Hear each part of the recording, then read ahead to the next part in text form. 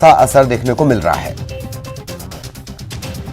और अब एक अहम खबर की बात, कुम्हड़ा, कद्दू, काशीफल, रामकोहला, कुष्मांड या पंपकिन कह लीजिए, राउंड गार्ड कह लीजिए, अक्टूबर में पहले विदेशों में इसकी चर्चा होती थी। अब भारत में भी यह चर्चा आम है।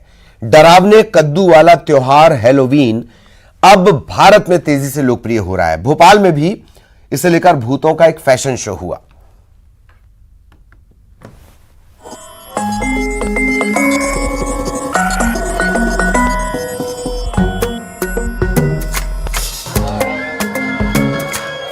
भोपाल की तस्वीरों इस डरावने कद्दू को आपने विदेशी फिल्मों और अखबारों में जरूर देखा होगा। स्कॉटलैंड और आयरलैंड से शुरू हुआ हैलोवीन अब भोपाल में भी इसी तरह भूत चुड़ैल बनने की होड़ के साथ मनाया जाता है। भोपाल में आयोजित हैलोवीन फैशन शो में करीब 300 प्रतिभागियों ने हिस्सा लिया। डरावनी शक्ल और ड्रेस के साथ होने वाले आयोजन में haunted house, horror ramp walk, DJ night, horror makeup में हुनर दिखाते लोग नजर आए। अक्टूबर में होने वाले हैप्पी हैलोवीन और भारत में पितरों की आत्मा की शांति के लिए होने वाले आयोजन का मूल कॉन्सेप्ट आसपास ही जान पड़ता है। सेंट्स के लिए इस्तेमाल होने वाला हेलो शब्द नए साल के लिए इस्तेमाल किया जाता था। इसके बाद 8वीं सदी में पोप ग्रेगोरी III ने इसे 1 नवंबर को मनाना शुरू कर दिया, लेकिन 16वीं सदी के आसपास इंग्लैंड में इसे पूरी तरह भुला दिया गया।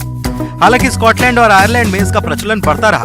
माना जाता है कि 31 अक्टूबर के दिन भूतिया दुनिया और हमारी दुनिया के बीच की दीवार कमजोर हो जाती है, जिससे भटकी हुई आत्माएं धरती पर आ जाती हैं। इसीलिए इस दिन घर के बाहर कद्दू में डरावनी आकृति बनाकर उसमें मोमबत्ती जलाने की परंपरा शुरू हुई, ताकि बुरी आत्माओं का प्रभाव कम हो सके।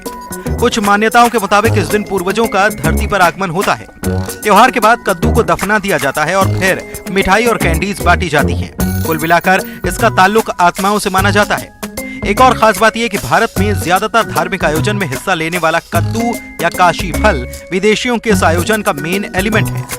हैलोवीन अब धीरे धीरे भारत में भी लोकप्रिय होता जा रहा है। पहले सिर्फ ईसाई धर्म के लोग इसे मनाते थे, लेकिन अब धर्म की दीवार ढहने के बाद कई लोग इसे सेलिब्रेट करते नजर आते हैं। भोपाल में भी इसी तरह का आयोजन किया गया, जहां कोई ताबूत से उठकर नाचता नजर आया तो कोई ज़ॉम्बी की तरह मटकता हुआ। यही सांस्कृतिक प्रवाह है कि कहीं आत्मा की तृप्ति के लिए तर्पण है, तो कहीं बुरे से बचने के लिए बुरा बनने दिखने की परंपरा है। जितेंद्र शर्मा, न्यूज़ 18 भोपाल। मध्य प्रदेश और छत्तीसगढ़